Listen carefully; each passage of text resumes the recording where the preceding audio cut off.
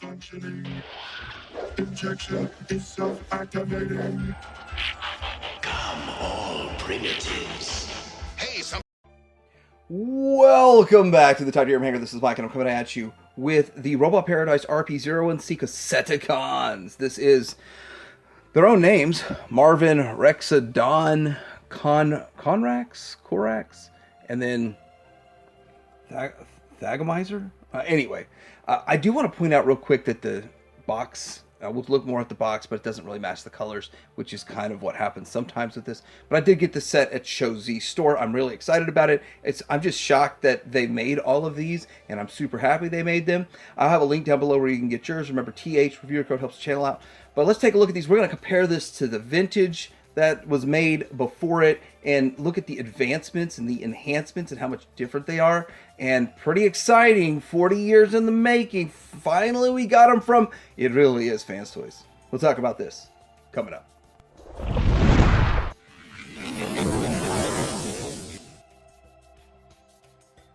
All right, here's the box, and I'm always so shocked, and I shouldn't be, how skinny it is. Just like super skinny RP-01C. But there it is, Cassettacons.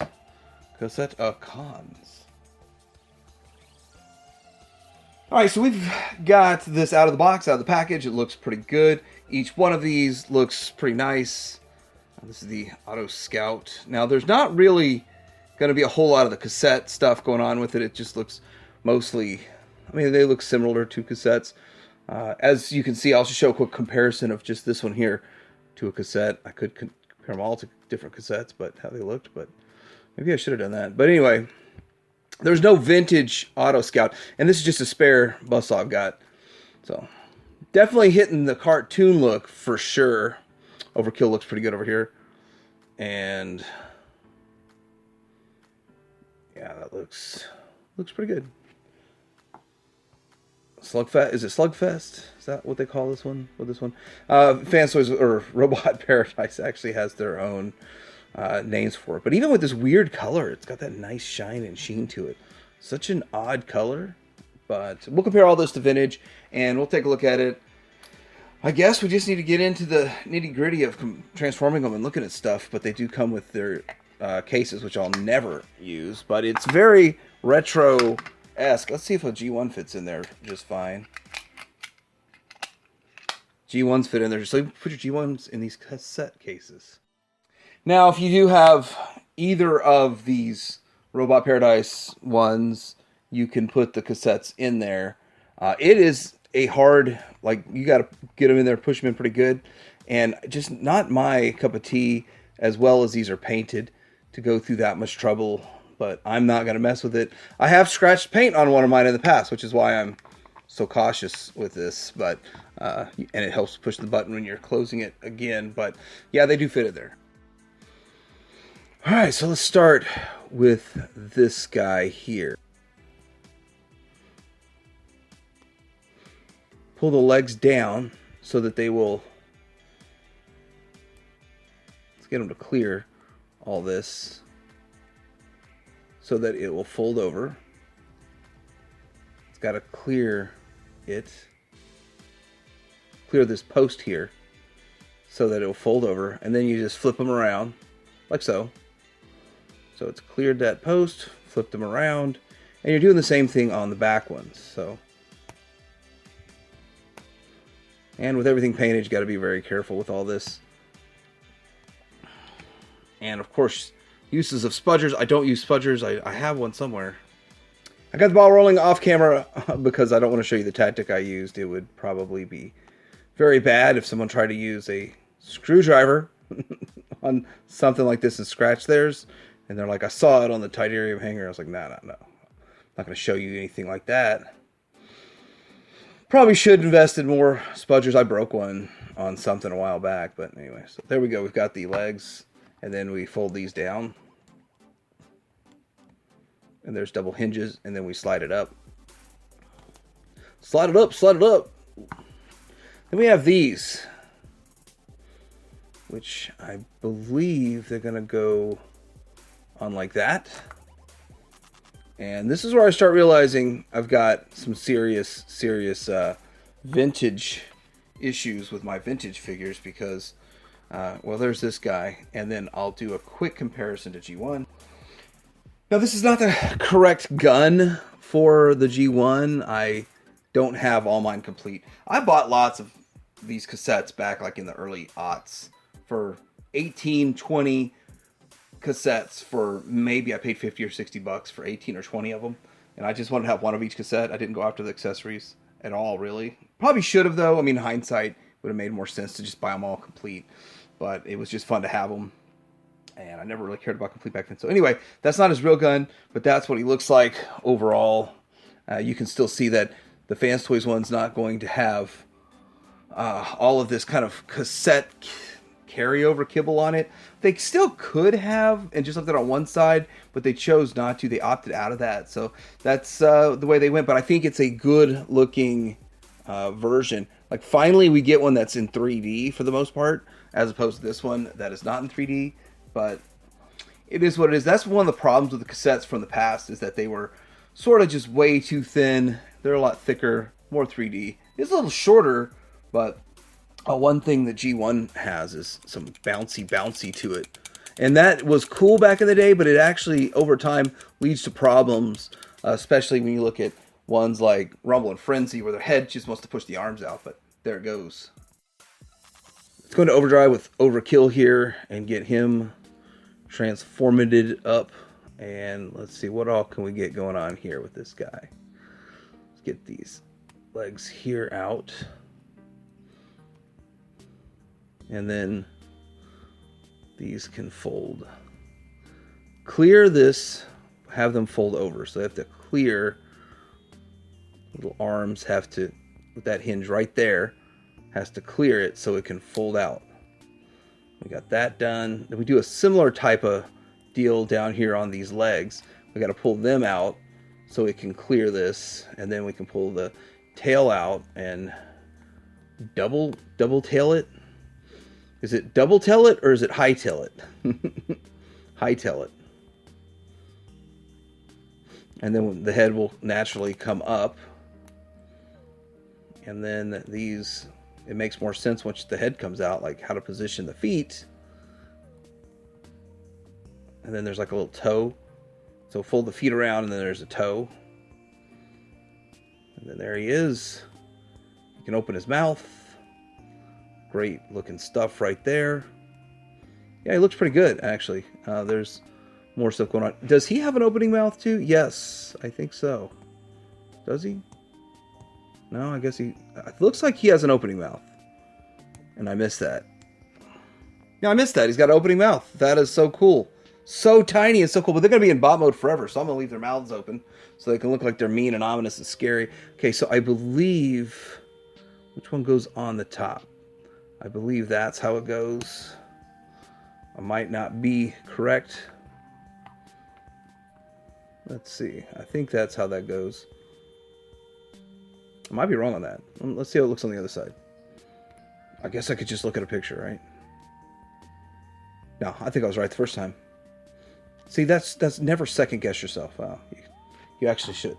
You actually should do your research. There it goes. So I'm going to put mine. I think it looks pretty good. And yeah, he's got purple for the lower jaw, and he's got some eye paint and stuff. And yeah, he looks pretty good. That's that beautiful, brilliant blue. The white looks sort of like off-white. You can tell it's painted, but it's not really all that prominent. It's not really that great. That tiny little screw in his head. He's a screw head there. But yeah, cool. So this is he photo films best from this side. He's actually got a hole cover right there in the head. But cool that they're making them like this cool, this small. Let's bring in some G1 goodness. Again, I've had this one for like 20 years, but no accessories. I actually have a bag of accessories, and I just thought, I assumed I had so many accessories, everything was in there. You should never assume when it comes to that. Now, one difference you're going to see here is that the G1 one has a blue tail. This one has the white tail. So they went about it a different way, but still pretty cool overall. Interesting looking figure. I do like it. I mean, there was another dinosaur they made. I have it somewhere. It was like a Japanese only release. but I don't have that one out. But it was like one that was a reissue from Pulse. I don't have that dinosaur, but this looks still a fun comparison to these guys. And look at how they turned this into a 3D by flipping and folding around versus just what they did before. And I will have to give it to back in the day, they at least had these legs spread back in the day, but we have this stuff completely flipping around and giving a full 3D look. But yeah, there it is.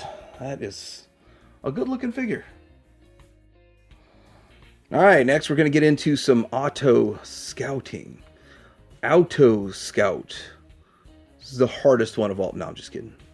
This should be the easiest of all of them if everything goes as it should. Got this going on here. This fun stuff going on right there. And then we have the 3D fold out. See, let's get a double jointed flip around.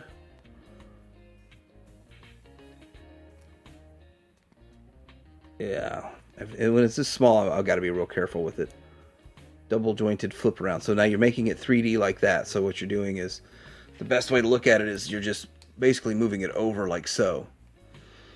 And then we're going to see where's the holes are right here. There's actually 2 holes. So you can peg it into 2 different positions, depending on where you want it, I guess. But we're going to go with the lower position and then tab it in. Why are you not tabbing in? There it goes. Tabs right in. Forgot one tiny little thing. You do have to fold these wheels around. Forgot that, or else it won't roll. There. Forgot that little point to that. That's pretty much it for this guy that I know of. And Autoscout.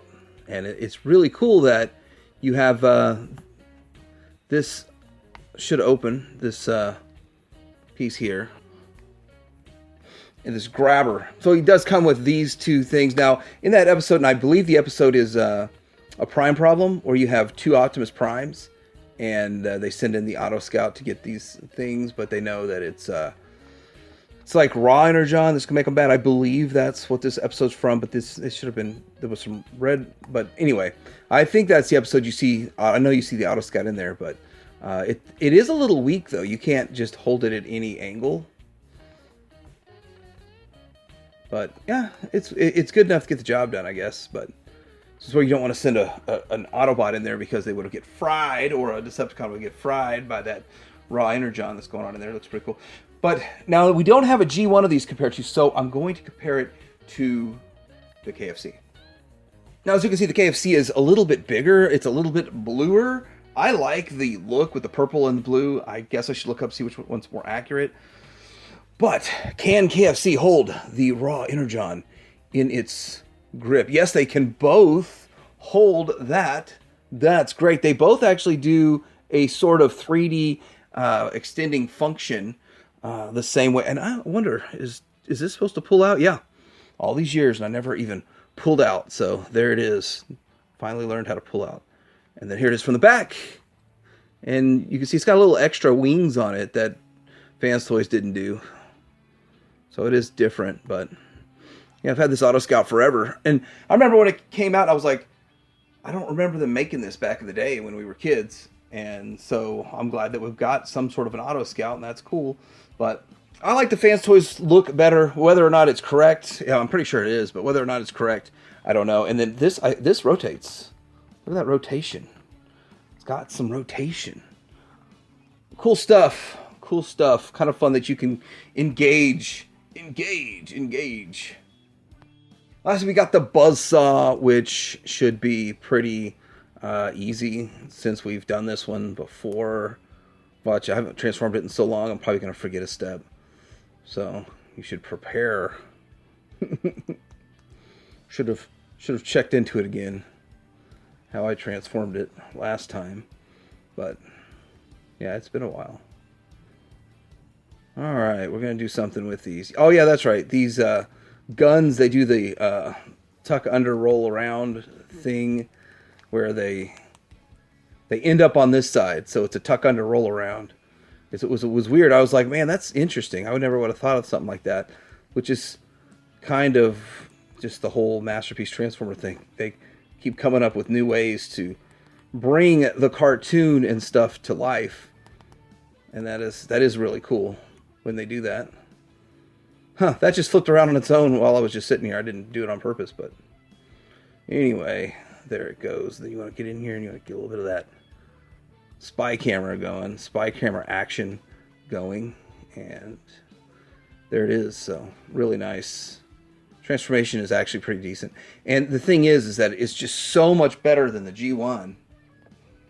All right, so here we go with the Buzzsaws, and I gotta admit, like, as a bird, the G1s weren't really that bad, but this is way better. They gave it their goodest try that they could back in the day, and they did okay. Which I was always ultra fascinated by the cassettes back in the day. I mean, the cartoon, yes, but the fact that the little tiny cassettes actually were brought to life, it's amazing. It was amazing. The feet are smaller, more like the show. Hefty, it just holds together. And mine's old and beat up.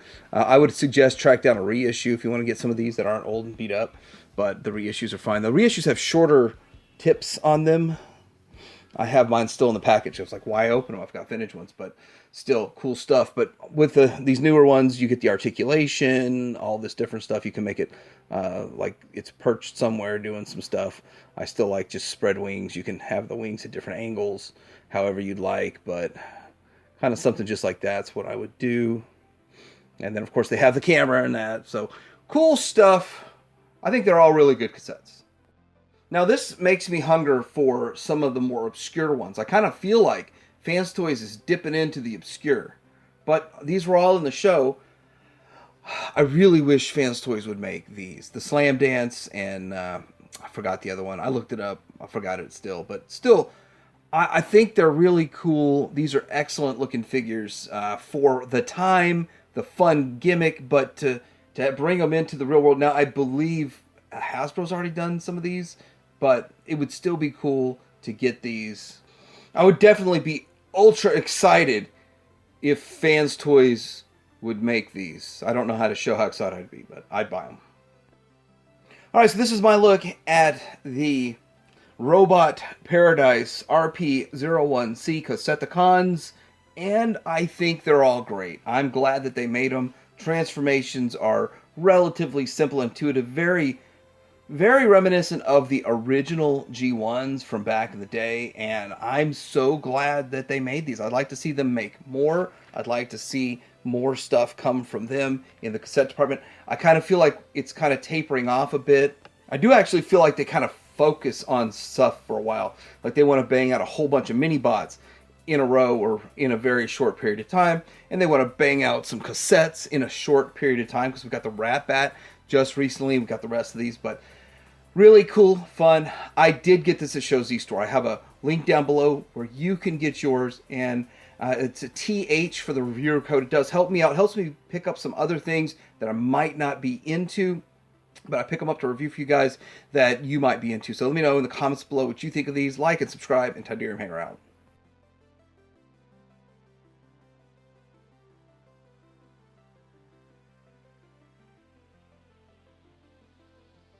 Jam that transmission!